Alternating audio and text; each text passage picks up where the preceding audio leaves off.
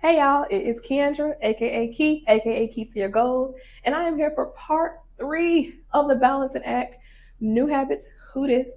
Thank y'all so much for joining me for part 3. If you watched part 1 and part 2, much gratitude, much gratitude, much gratitude.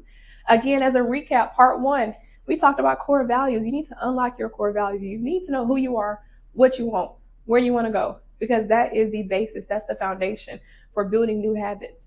Part 2, we talked about reclaiming your time. How are you spending your time? What are you spending your time on? What should you be spending your time on? And then part 3, I'm gonna show you the CRR path to creating new, healthier habits. So before we can talk about creating new habits, we need to talk about how habits form in the first place. So habits can form consciously and subconsciously. Consciously, you could see someone doing something and think to yourself, damn, I want to do that too. So that's as simple as maybe you see someone who works out consistently. Maybe when you get on Instagram, you see one of your Instagram friends and they're constantly posting like themselves at the gym. So you're like, I want to create that habit too. I want to start working on more. I want to care more about my physical health in that way. So I want to start going to the gym too. That is a conscious habit. That is you consciously saying, this influenced me, I want to do it. You can also gain habits subconsciously. So you can form habits subconsciously based on like your thought patterns, based on the kind of the TV shows that you watch, based on the things that you are like influenced by that you're not really thinking about. So like music, like I said, TV shows, conversations with people around you. You can form habits subconsciously based on that. So maybe you're not even someone who gossips, right? You don't really gossip like that. But then you start hanging around people who do gossip. And so now you're gossiping. And that's not something that you said that you woke up one day and decided, oh, I want to gossip. It's something that you subconsciously gain from the people that are around you. So that is how you can gain habits, consciously or subconsciously. So why is this series beneficial? The Balance and Act is beneficial because millennials are in this hustle culture, and society has told us that we need to be hustling, we need to be moving, we need a side job, side hustle, you need a second job, you need to create a business. We're constantly being shoved down with all these ideas of work, make more money, work. And we're tired. I'm tired. You're tired of it. Everyone doesn't want a side hustle. Everyone doesn't want a second job. Everyone doesn't have these capitalistic views of how their life should live. And that's why this series is beneficial, because I walk you through the steps to leave hustle culture altogether. So that way you can have more balance. You can feel less anxiety. You can attract more success in your life. Because let's be honest, you can work hard all your life and still never achieve the goals that you desire, because you never had the foundation, you never had the right steps, you never had someone telling you the truth about how to actually achieve success in your life. That is why this series is so beneficial for you. So how can you form new, healthier habits? I'm going to walk you through the CRR path that shows you exactly how to form new, healthier habits. So let's get started. So the CRR path is 3 steps. Step 1, which is C, is Q. You need to alert your brain to start this new habit.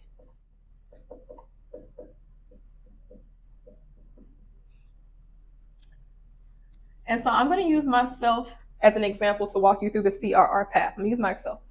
So I wanted whiter teeth. I was like, I'm about to be in camera. I'm about to be in front of the camera all the time. I want whiter teeth because that's important to me. That was a core value for me. And so in order for me to alert my brain to start this new habit, I had to focus on why this was important to me. So I had told my brain, like, you're going to be on camera and you're going to see that your teeth don't look the way that you want your teeth to look on camera, and you're not going to like the video. So you need to get up. Because I went and bought a whitening kit from Amazon, which did work. I bought a whitening kit from Amazon. But the whitening kit, you have to use it every night for like a week. I'm not someone, I know myself. I'm someone who, I have 4 days on a routine. That 5th day, I ain't feeling that shit no more.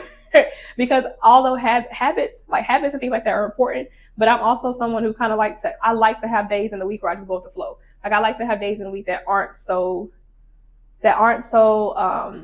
scheduled or planned, because that just helps me with my creativity. And so with the whitening kit, 7 days straight, I knew that I needed 7 days straight. So what I had to do was I had to alert my brain that this was a habit that I had to commit to. So that meant while I was laying in bed at night, I would get up out of bed at like 9:30, get up out of bed, and I would go use the whitening kit. And also, what also helped me was that it's not this big, the whitening kit wasn't this big process. It was literally putting the gel on my teeth, putting the light in my mouth, pressing the button, and then going to sit back down. That's not even time consuming. I literally am watching TV while whitening my teeth. I literally was working while whitening my teeth. I literally was just walking around the house while whitening my teeth. So I was able to alert my brain to start this new habit because I had already addressed like the limitations. I had already addressed my own issues. I had already told my brain that no, you're going to do this because it's important for me, and it's important for me to like the way that I show up on camera. So Q, you have to alert your brain to start this new habit. So you got to find a trigger. What is going to trigger your brain to go do what you said you want to do? Because when you're starting a new habit, your brain don't know. Your brain don't know you starting this new habit. Your brain is not going to realize that you're starting this new habit until you've consistently done the habit. Because before then, your brain is like, whatever you were doing before, that's what you should be doing. That's what your brain is going to tell your body. So before, I was laying in bed watching TV, or laying in bed working, or laying in bed talking on the phone, when I could be using that time. Because if you watch part 2, we talk about reclaiming time. We're talking about taking time that you're using to do other things that aren't part of your core values and doing them and spending that time on your core values. So you have to find a trigger for your brain. That trigger is going to be based on you. You have to find the trigger for your brain. And a lot of times it's going to be based on your why. If you can get your brain to focus on that why every single time you want to go, because you're going to want to do it. Like when you set a new routine, you set a new habit, you want to do it. You physically want to do it, but then it's your brain that's like, I'm good. You have to tell your brain, no, you're not. You're going to go do this. Like, I don't care what you're talking about, but we finna go do this. Because once that trigger goes off in your head, you're going to do it. Like your physical body is now going to go do it. So step 1, you need to find a trigger to alert your brain to start that new habit. What is your cue? Again, my cue was, I knew like around 9:30 at night. I'm usually in bed at like 9. Even if I'm working in the bed, I'm usually in bed at like 9:30, 10 o'clock at night. So that was my cue. That was my brain's cue, was the fact that, okay, it's nighttime now. You're in bed. Time to whiten your teeth. Time to go whiten your teeth. So that was my cue. I'm in bed, 9:30, 10 o'clock. Go whiten your teeth. And it's only 30 minutes. I usually don't go to bed. Like the latest I want to be asleep is like 11:30. So if it's 9:30, 10 o'clock, teeth whitening takes 30 minutes. Again, reclaiming your time. I know these things because I've done part 2 already. Go watch part 2 if you have not seen it. So again, with reclaiming your time, I know that if this takes 30 minutes and I'm in the bed at 9:30, 10 o'clock, I have plenty of time to complete this before I actually go to sleep, because it only takes 30 minutes. So I'm going to do it because it only takes 30 minutes, and I have 30 minutes to invest in something that I want to do for myself, and something that's going to be a healthier habit for me. So that's step 1 is the cue. That's the C. You have the cue. What is going to trigger your brain to start this new habit? Step 2 is the routine of it. You want to start with small, consistent actions. So whatever this, let's say you want to incorporate yoga into your life, right? Or meditation into your life. You don't want to start telling yourself that, I'm going to do an hour of yoga every single day. No, you're not. You just went from never doing yoga in your life. Why are you going to do an hour a day now? You're not going to do it. It's not going to happen. Let's be realistic. So you want to start with small, consistent actions. Okay, so for me, I wanted to whiten my teeth. My cue for that, my trigger for that was 9:30, 10 o'clock, I'm in the bed. Okay, it's time to whiten your teeth. That was my brain's alert to do that. So starting with small, consistent actions. At first, I started, I think, with 20 minutes. Because when you press the button, it goes for 10 minutes, turns off, and you can turn it back on again. It's like 10-minute increments so you can keep it with the time. So I was starting with 20 minutes. And then upped it to 30 minutes because I didn't want to start out like, I'm going to do this every single day for 30 minutes. No, you're not. Girl, no, you're not. Because I know me. No, I'm not. And I also know myself. I talked about how I know how many days I will stay on the routine before I stop and then start over again. Like we have a 7-day week, right? I know that 4 days, I'm good. 4 days, I'm good. That 5th day, I'm probably not going to do it. Probably not going to do it on that 5th day. But I'm going to start again on that 6th and 7th day. So when you start thinking of your routines and habits on this 7-day cycle like that, start learning how many days of your 7-day cycle you can commit to before you fall off, and then start again the next day after you fall off. Because when you think about it like that, if I fell off one day in 7 days, that means 6 days I was consistent. Now compare that to 0 days of consistency, because you don't know how many days you can keep up with it. Even if yours is 2 days, let's say you want to incorporate drinking smoothies in the morning, right? Let's say that you can get a smoothie in for 2 days straight, but on that third day, you kind of like, I don't even want to drink this shit. I don't want it. I want something else. Cool. Do that. On that fourth day and that fourth and fifth day, drink 2 smoothies that morning. On that 6th day, don't drink a smoothie. On that 7th day, drink a smoothie. So now what just happened is, out of 7 days, you were consistent for more than half of the week. Now think about that when you try to set a goal, or you try to set a plan, and you're trying to do it every single day to the point where you ain't did that shit in weeks. That's why. Because you want to start with small, consistent actions. When I first started going to the gym, I was not going to the gym 3 or 4 times a week. Not at first. Not at first. At first I was going once or twice a week. Once or twice a week, just to get myself in the rhythm, just to get my body into the flow of going to the gym consistently. Now I go 3 or 4 times a week. Also, there like maybe a few weeks out the year, maybe about, I'd say like a month out of the year, because I've been going to the gym consistently now for like 2 years. So maybe like a month total, 4 weeks. So maybe like 4 weeks out of the year completely I won't go to the gym. So think about that in a sense of consistent actions. Out of the entire year, there are only 4 weeks in the year that I probably have not gone to the gym, because I started with small, consistent actions. I didn't jump in head first and was like, fuck it, we finna go in. I'm finna go to the gym 5 days a week. I'm finna do this. I didn't do that, because I know that realistically, if you push yourself that hard in the beginning, you frustrate yourself and you start feeling like a failure, because it's hard to maintain that. I don't want you to feel like a failure, because then you're going to quit.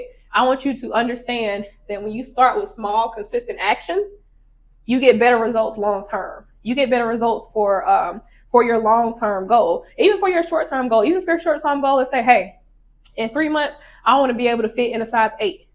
Cool. So that means that for that first month, you may not even lose any weight at all or any inches at all in that first month if you start out with small, consistent actions.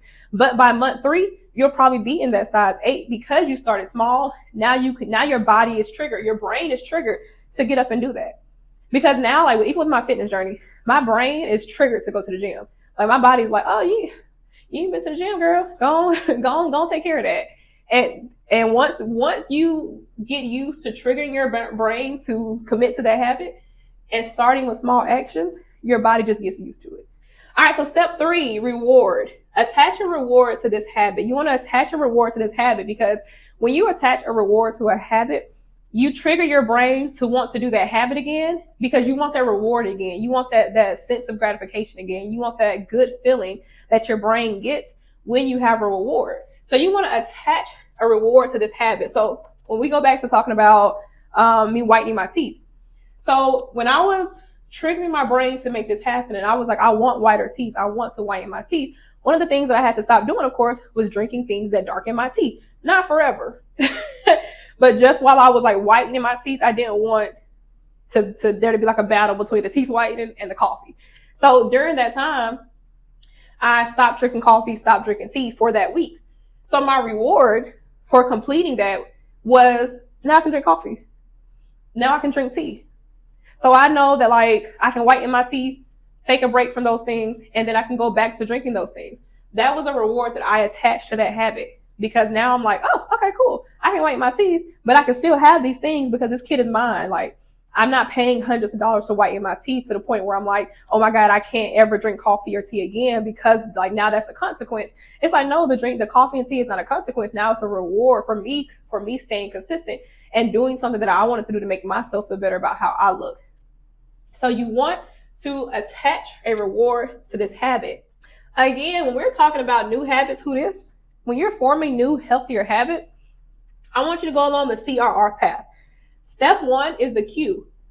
Trigger. You need a trigger that's going to alert your brain. Let's write the word trigger up here, because you do need a trigger. You need a trigger. Whatever this new habit is, if you're trying to wake up earlier in the morning, what's going to trigger your brain to help you wake up earlier in the morning? If you are trying to take more breaks at work, you're trying to prioritize your wellness at work, what's going to trigger your brain to take that break at work? If you're trying to spend more time with the kids, What's going to trigger your brain to make that happen? If you are trying to build a new business, or if you're trying to achieve a new goal, what is going to trigger you into starting this habit so that way you can actually commit to it? Step 2 is the routine itself, right? You want to start with small, consistent actions, not perfectly, but consistent. You want to be consistent. You want to make sure that out of the 7 days of the week, you're consistent more days than not. That's just 4 of them. That's just 4 of them. Even if you're only consistent 3 days out of 7, that's half of them, about half. So you want to make sure that you're consistent out of those 7 days in a week more times than not. That is how you build your consistency throughout the month and throughout the year, is by being consistent more times than not. No one is perfect. You could plan your entire week out and nothing could go right because there are so many things that are out of our control that are unpredictable. So you want to make sure that you're just being consistent, not perfect, consistent. Step 3, you want to reward. Attach a reward to the habit. Attach a reward to the habit. Rewards can be as simple as taking yourself to the movies. It could be as simple as taking a PTO day. It could be as simple as getting yourself a new pair of shoes, or binge watching a show that you haven't been watching for a while, or anything. Anything. It can be as simple as anything. And I actually have a bingo sheet that I'm going to attach to this video in the bottom. You can check the link to the bottom. And it's just a bingo sheet that you can add rewards to. And then once you have filled out your rewards in whatever bingo pattern you want to have, whatever bingo pattern you want, you can give yourself a big reward. Like maybe your big reward is a trip. Maybe your big reward is a week off of work. Maybe your big reward is a spa weekend. Whatever your big reward is, you can have a big reward once you fill out your bingo card of rewards the way that you like. So this is a CRR path. This is the best way to form new habits. To form new habits. Again, before you can form new habits though, you have to know your core values. Go back and watch part 1 of the Balance and Act, where we talk about unlocking your core values. You need to reclaim your time, because you cannot start new routines, new habits. You cannot trigger your brain to do new things if you still believe you don't have time. If you still believe that there is absolutely no time for you to plan something new, to do something new, to incorporate something new into your schedule, then you need to go back to watch part 2, Reclaiming My Time, and you need to focus on a time audit. Because once you have all those pieces together, you'll be able to use your hustle to harmony plan and your core values, and you'll be able to create and use the CRR path to create new habits. Again, if you want to wake up earlier in the morning, what's going to trigger your brain? Go back to your core values. Go back to your core values and look at your core values and ask yourself which of these core values align with waking up earlier in the morning. Maybe you want to have a day that's less stressful. So you want to wake up earlier in the morning so you can meditate, so you can have quiet time, so you can have time to reflect. That's your trigger. Your trigger is that you want that time for yourself in the morning so you can have a better day. That's your trigger. That's what you need to be thinking about before you go to bed, so that when an alarm goes off in the morning, you're like, yep, I'm up. I'm up. Routine. Start with small, consistent actions. Small, consistent actions. So again, if you're trying to wake up earlier in the morning because you want to have that more peaceful day, this is going to align with part 2 of reclaiming your time. And you want to see, what time do you normally get up?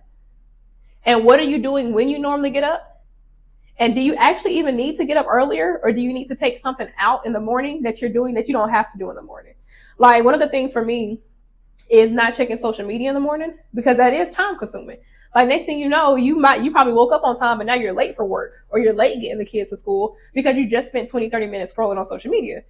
So maybe you don't even need to get up earlier, but you just need to take that out of your time, out of your morning, out of your routine. So start with small, consistent actions. Last, you want to reward yourself. You want to reward yourself. So in part 3 of the Balancing Act, when I'm working with clients, we are talking about new habits, but part of those habits is self-care. So part of those habits are self-care. So when you're rewarding yourself, think about the things from your core values that involve self-care, that involve taking care of yourself, that involve things that just bring you joy, bring you happiness, bring you peace. Think about those things as a reward. And they can be as small or as big as you want them. Again, I do things as simple as taking myself out to eat, going to the movies, Spending time with a friend, like that's a reward for me because everybody's busy. Everybody has their own things in life. But a reward for me is like hitting my friends up, like, hey, let's get together. What y'all doing next weekend, kind of thing. Like that can be a reward. So when you're thinking about rewards, you want to think about your core values. What are the things that are important to you? And how can you use those core values to create rewards for yourself that are personalized to you? So this is the CRR path. This is part 3 of the Balance and Act. New habits, who this. All right, let's do a quick recap of the Balance and Act, the 3-part web series. In part 1, we talked about unlocking your core values because you need to know who you are, where you're going, why you want to go there, what you believe, what you want. You need to know about yourself. You need to have that foundation of knowing you so that way you can make the best decisions with your time and how to create the best habits for you. In part 2, we talk about reclaiming your time. This is about mindful time management. You need to know where your time is going. You need to know how you're spending your time so that way you know how you should be spending your time so that way it can align with your core values. In part 3, we use the CRR path to create new habits, to create new, healthier habits. So thank you so much for everyone that has joined me for part 1, 2, and 3. If you have not seen parts 1 and 2 yet, please go back and check those out so that way to make this video even more clear. If you want to follow me, you can follow me on Instagram at Keandra Ware, on TikTok at Key to Your Goal 7, on Facebook at Premier Personal Growth Firm, and my website is premierpersonalgrowthfirm.com, and all the links will be down below. So thank you so much. Much gratitude for everyone that has been with me through all 3 parts for my first web series. And again, if you are a millennial who is ready to get out of hustle culture and tired of capitalism deciding how you spend your time, your life, your money, then you are in the right space. Follow me, subscribe, and let's connect and create a more conscious lifestyle. Thank you so much. Until next time.